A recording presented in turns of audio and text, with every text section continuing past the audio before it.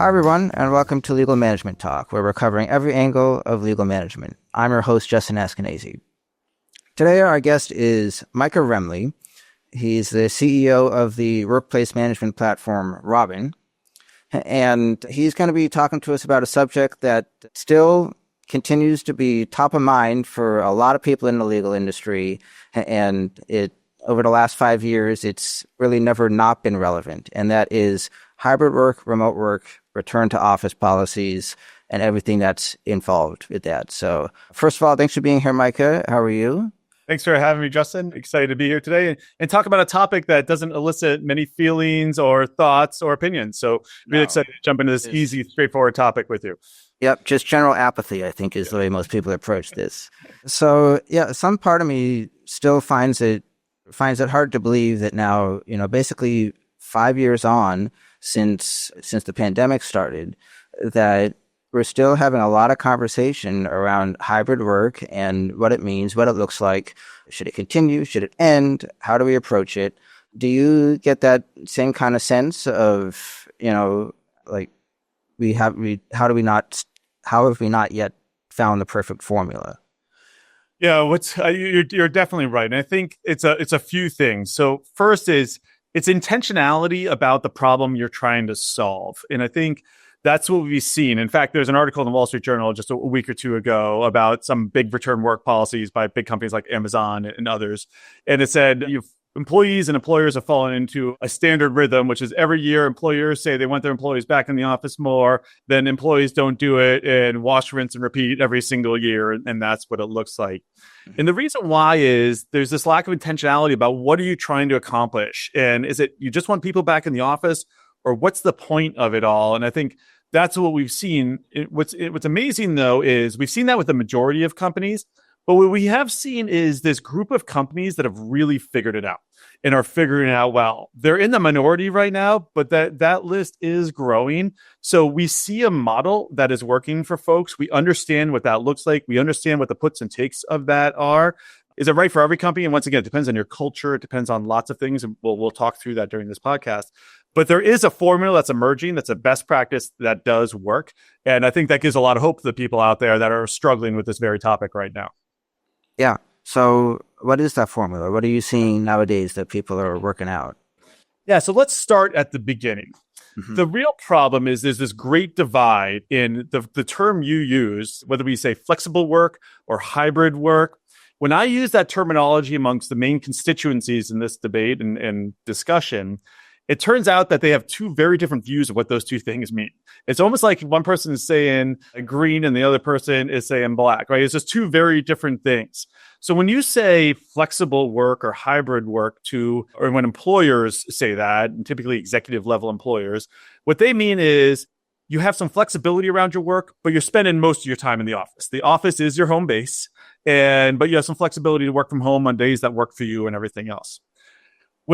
That's if you have a really like that understanding is good. For employees, when you say flexible work or hybrid work, typically what that means to them is I have flexibility to do whatever I want, which means that I have the option to go into the office. In reality, what that means, by the way, is they rarely, if ever, come into the office. It means that they come in because we can see the data on all of this. It means they come to the data once a month or once a quarter or something like that when there's an event, but that's it. So the terminology itself is just the starting point of this big challenge, which is what is flexible work? How do we define it within our organization? And that is really where the problem starts. So you have to start with understanding of what does flexible work mean to us as an organization and why is that important? And during this discussion, we'll get more in details of what those specifics look like. Right. I see a lot of kind of that mindset of, okay, pandemic's pretty much over. Yep. Let's go back to, 2019, what we were doing, let's get everybody back in and, pretend that the change never happened. So what's the reasoning behind that, wanting to go back to that mindset? And is that, coming up positively when people try to implement that? Yeah. So two things is first, The reason why people want to go back to that mindset is it's really hard to build company culture in a fully remote environment. Some companies can do it well. Most companies can't. Once again, it depends on how you're defining what you want the culture of your organization to be. But it is really hard in a fully remote workplace. And that's why you see a lot of leaders wanting to go back to some time in the office. The second is, depending on what your line of business is, especially in the legal world, what we see with customers, obviously there's a lot of client-facing work. If your clients are in person, then once again, what we see is that culture shift to more of in-person work. If your clients aren't in person and they're remote, then there's not as much pressure there from the client side of things. But we certainly see that, and we see that division among firms. So once again, it really depends on what the culture of the firm is, what the end product of what you're trying to accomplish is. But the reason that you see that push to get back to before the pandemic is it's really hard to build company culture. So you have this company just of paid mercenaries, basically. What is the tie that binds? And then there's a whole bunch of outcomes associated with that. We'll get into some of the data here in a few minutes as we talk about some other angles of remote and flexible work. But interesting, a study out of the London School of Economics found that people that were co-located versus people that were remote from each other were 10% more productive and effective in critical and time-sensitive situations. So there's this whole pool of data out there that kind of help cement the feelings that we all have, which is, hey, some things are better in person. It turns out there are some things that are better in person. I think that's why you see this desire to go back to a heavy in-office presence for a lot of companies. Right. And so let's then, well, first I want to go back to the word you used of mercenaries. I think that's a strong but very interesting way to look at things. Can you explain what you mean by remote workers can sometimes be considered more mercenaries? Yeah, like remote culture, I'd say, is that you have a pool of mercenaries, not that remote workers are mercenaries, Gotcha. to be clear. It gets back to that culture piece. Culture is something that's talked about within every organization. It's the tie that binds across everyone. So if it's hard to build that in a fully remote, why is my company why is my firm different than any other firm out there? If I don't have culture, if I don't have those relationships, I don't have that tie that binds, then I am no different. I'm a commodity just like any other firm out there at all. So that's why I use that term mercenaries. Like what is that tie that binds? What is that culture? And company culture is the thing that does that. And I think if you talk to any leader, they say it's much more challenging to build that in a fully remote environment. It just is. You can do team events once in a while, and it's not cheap either to do that kind of stuff. Flying everyone in for quarterly team gatherings and everything else, whereas an office can help build that in its own right, if done correctly. It's definitely done poorly lots of times too. Right. So you mentioned, let's talk about the data on how, on what firms are doing, how some of these programs are implemented. What are you seeing at this moment? Yeah, so the data clearly, once again, this will depend on the culture, the client work, everything else of the organization, because you do see a range here. But the academic data, there's a whole pool of data that's been continuing to come out, a bunch from Harvard, a bunch by Stanford. And what I love about this is it removes the thoughts and feelings a bunch. It's like, let's look at the data. Let's look at the productivity data. And what does that tell us versus all the opinions that are out there? And what that clearly shows is that about half the time in the office is actually the most effective.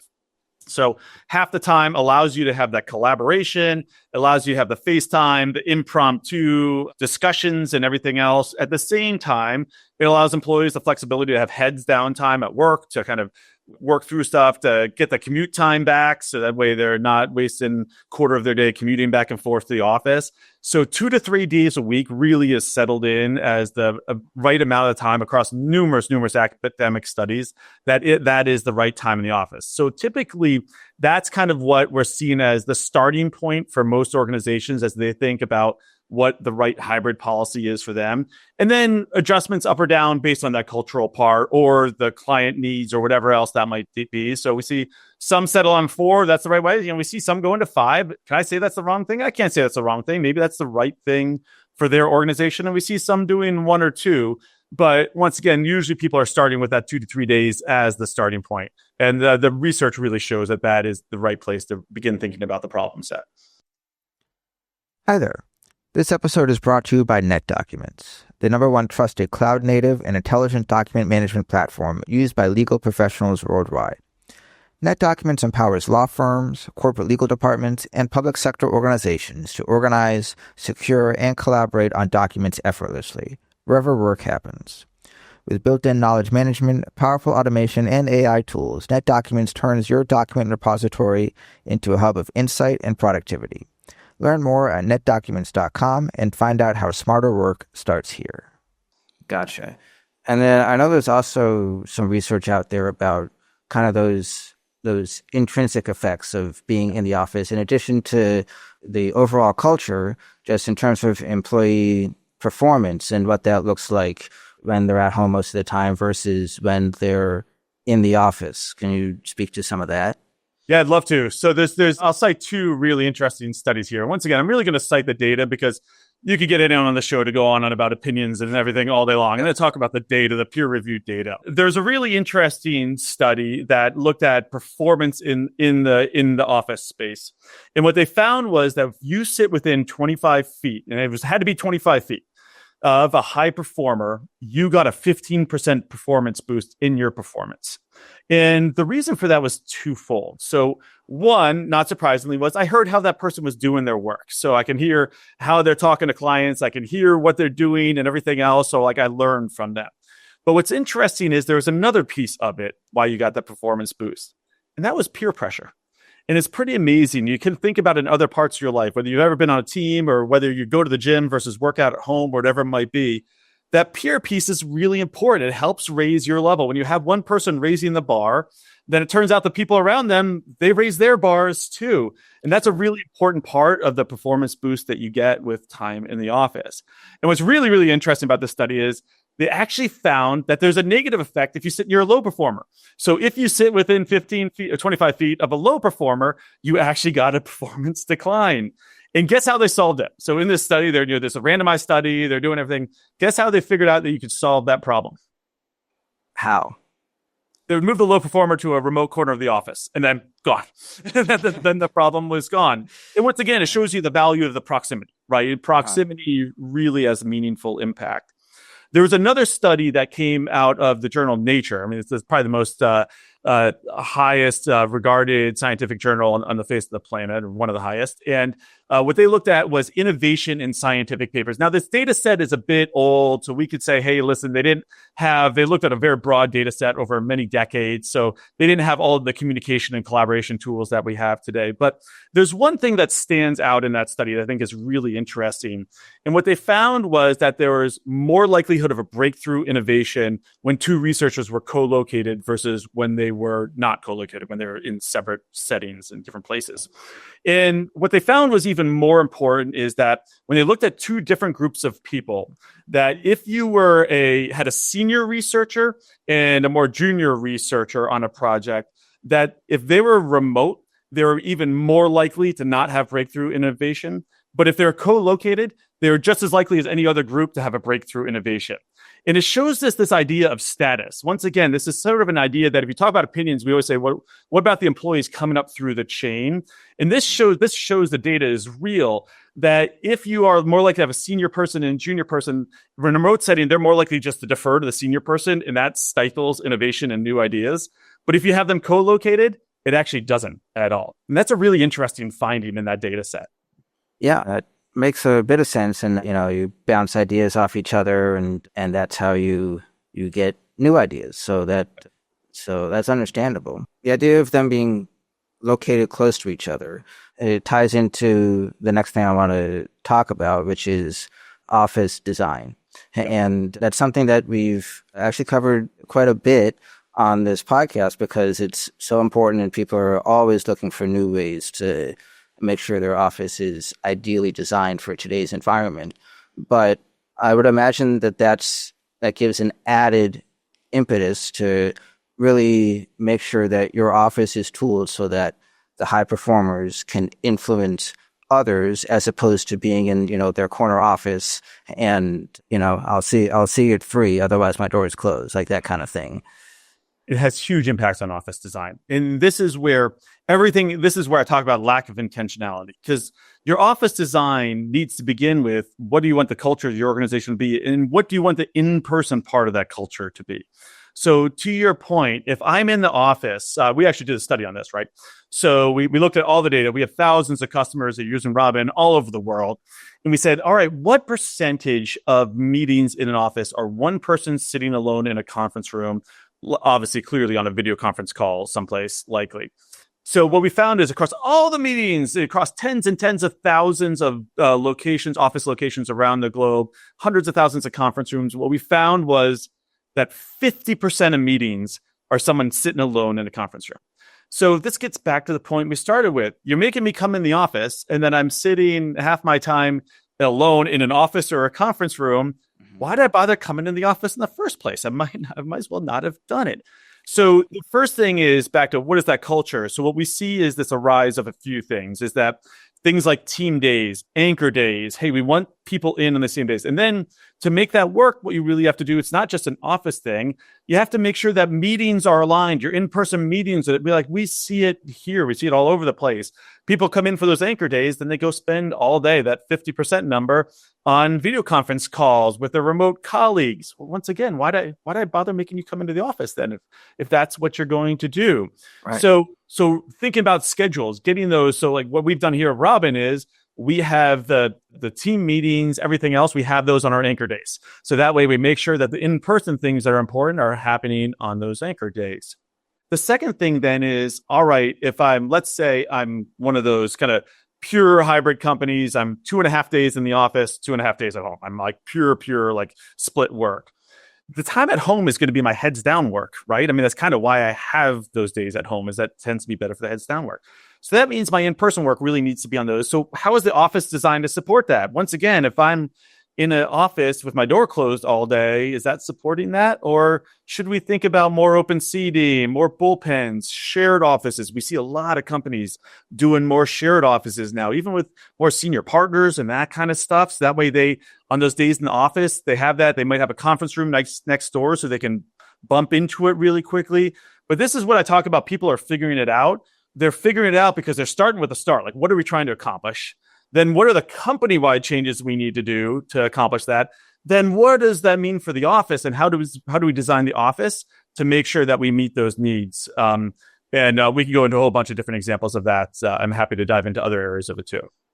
Yeah, no, let's keep talking about those kinds of innovations and what firms are discovering are some of the best ways to really, get people on board with coming into the office more often again. Yeah. So two things I'd say is that what we've seen in both, by the way, legal professions of firms, as well as professional services in general, other professionals, there's a lot of commonality here. What we see across that broad swath is that because law firms and some other professional services firms tend to be in person a bit more, and client work is really important, that they've become the anchor more for their own clients. Their clients might not have office space. They might be largely remote. And so when they get together or they leverage their space, or when they get together at their law firms, that's one of the times they get together. So what we're seeing within the legal profession is companies getting really good about providing a deep concierge experience. So concierge experience that starts with clients. So how are we making sure that we have the right setup, that we're providing a great experience for them, that we have space for our clients to use, that we have the right catering and IT and all that other stuff really figured out well. That then flows to the employees too. So once again, if the employees are going to be using this space, this is what we see, right? The issue is before 2020, there was no other option. You had to come to the office. And now I've got my home office. My home office is comfortable. It hopefully smells the way I like it to smell if I live in the right place. It's got the kitchen right down the street. It's got my couch nearby. If I want to take a nap, I got a break during the middle of the day. And you joke about that. But if you look at the number of surveys about employees taking naps during the day, it's like high when they're at home. Okay. We won't delve into that now. But anyways, it's got all the comforts of home literally right there for us. So if I come into the office and I go back into the same thing I had in 2019, it's not surprising that there's huge amounts of pushback. It comes back to the reason. Why is that intention? What is that intentionality? Am I having that vibrancy? Am I able to connect with my colleagues? Am I sitting alone in a room all day? If I'm doing that, why did I bother come in? But there's other things around that. Is it a conducive atmosphere? And once again, what we see with companies that are doing well at that are really being thoughtful about it. And you don't have to spend, some companies spend lots of money. Some companies spend a lot less. It's actually not about on what you spend. It's thinking deeply about what you want that experience to be and then implementing it well. And once again, the companies we see figuring it out, the employees are like, hey, I want to return. This is great. Like, I need that break from home. I want to be in the office a few days a week. This fits really well with me. They're thinking about what the needs of the employees are. So that concierge experience that really starts with client work in this segment really then extends to the employee experience also. Mm-hmm. And so, something that you see every now and then, like, LinkedIn posts and stuff like that, which like with any social media site, you take it with a grain of salt. But, you see stories of this employee, their commute is awful. And so they don't want to come in, but they do great work otherwise. And then, the boss says, no, you have to come into the office. Right. That's the policy. And then the employee says, okay, well, I'm out and I'm not going to deal with that. And so I know from a recruiting and retention standpoint, hybrid work is still so crucial to attracting and keeping the people that you want. How does that play into the policies that you're setting? Yeah. So there is an answer here. It's a little bit more complex and nuanced answer, but the answer is that some people are really good at remote work. Some people aren't. And unfortunately, that's the truth. And what we've applied is one policy to everyone. And just like performance reviews, just like everything else, the fact of the matter is one policy applied to everyone doesn't really work very well. And I'll give you another example, right? Or an analogy is that some people are just really are really intrinsically motivated. Back to the working out thing. They can exercise at home. They do great. They are like on top of it. They're disciplined. They get up at 6 a.m. They're hitting the treadmill in their basement gym every single 6 a.m. They're awesome at it. Some people need to go to the gym and work it out. And it turns out, like if I look at the math, and this is just through my experience and observing lots of this, I think there's 20% of people that are really good at working from home on their own there. And by the way, a lot of times these people are the thought leaders. They're kind of the bloggers, the people that are putting their thought out there because they're working independently often. There's probably 20 or 30% that are marginal. And then the other 50% on a declining scale to another 20% that like really have to work with people. And they just don't work well in a fully remote environment at all. So what we have to realize is there's a spectrum there. So then this is the issue. It's hard to apply policies on an uneven basis. But I mean, this is what performance reviews for. This is what it's for, right? So what you also have to do is you have to have that honest conversation. Hey, Jill works really well at home. She can work at home. Jack, unfortunately, you don't work as well at home. You got to make the long commute into the office. Otherwise, maybe this isn't the right firm for you. This isn't the right place to you. And I think we've not enabled managers, especially front, because it's become now this debate so managers haven't been enabled to have that conversation. I don't think they want to have that conversation. It's a really tough one.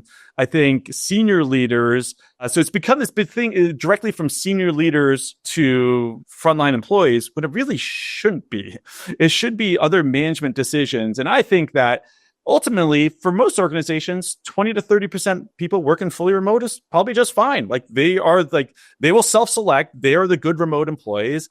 And then probably the rest, once again, some probably need to be in the office way more than not. And some probably are somewhere in the middle, like we said, that 2 to 3 days a week. The one caveat with all of this is they got to figure out that balance.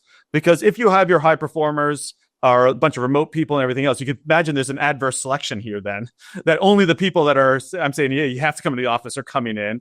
And then you have the high performers, and then you don't get that benefit we talked about earlier. So you've got to be really thoughtful about this, that if you just go about it willy-nilly, you're actually not going to accomplish your goals at all. And by the way, get back to our start of our conversation. This is tough new stuff, which is why most companies haven't figured out. But the good news in all of it is we definitely see companies that are figuring out, are doing all the things that I'm saying, and it's working fantastic for them. But it just takes a completely different mindset and work process than what we did before. And what we see the problem is everyone's just like, hey, we're setting a policy. It's 3 days a week. Throw our doors open, and we're going to be back to that. And then it doesn't work. or they have all the examples you just described. All these great employees are like, no, I'm not going to come in. It's too long commute. And then they let them go. Then they don't have that hard discussion with the other people. And then it's the wash, rinse, repeat thing that I cited at the beginning of this conversation around, every year, come back to the office, then they don't. And then we're in the same place every year. Yep. It's a complex puzzle, and you got to start, instead of just laying the pieces out and saying, all right, that looks close enough to the box, you got to at least put it together and start figuring that out. So before I let you go, I do want to talk about one thing that I know comes up a lot at law firms, and I'm sure it's not unique to them, but I think it's certainly happening there, is that lots of times the managing partners, people in charge will set a policy and expect everyone to follow it, but then they themselves say, oh, I don't need to come into the office that often, I'm good. And so there's a big dichotomy there between the senior leaders and the associates and staff who are required to follow these policies. So how do you square that situation with, trying to get everybody to follow their own policies? We hear it and see it all the time. So it's a great observation, Justin. So let me tell you a story. I was talking to a firm, it's probably 2 years ago now. And they said, for the first time in our firm's history, we had an intern class completely fail. So we had an intern class come in for the summer, and we had no offers for junior associates coming out of that intern class. First time it's ever happened in the firm's 30 or 40 year history or something like that. They went back. They looked at all the demographic data.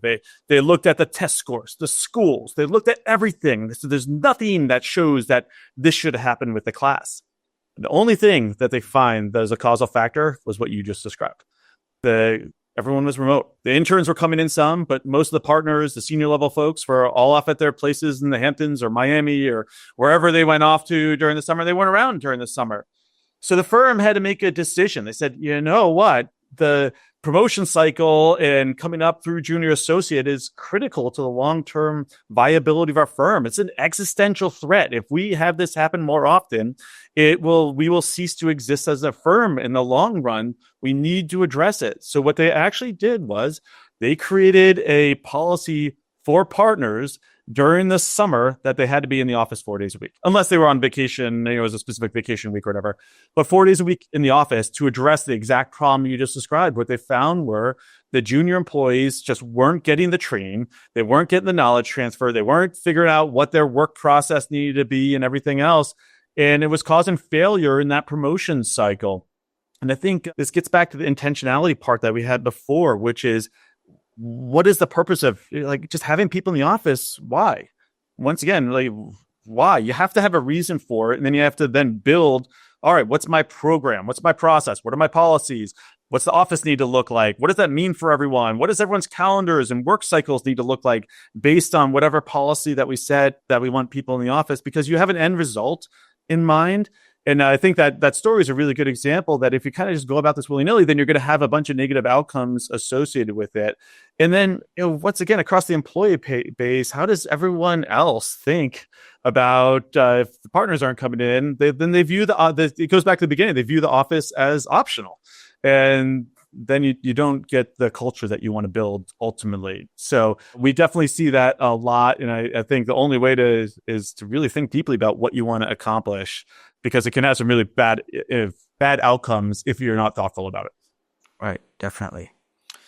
All right, well, I know there's still so many more aspects of hybrid work that we could talk about, but I think we'll leave it there for today.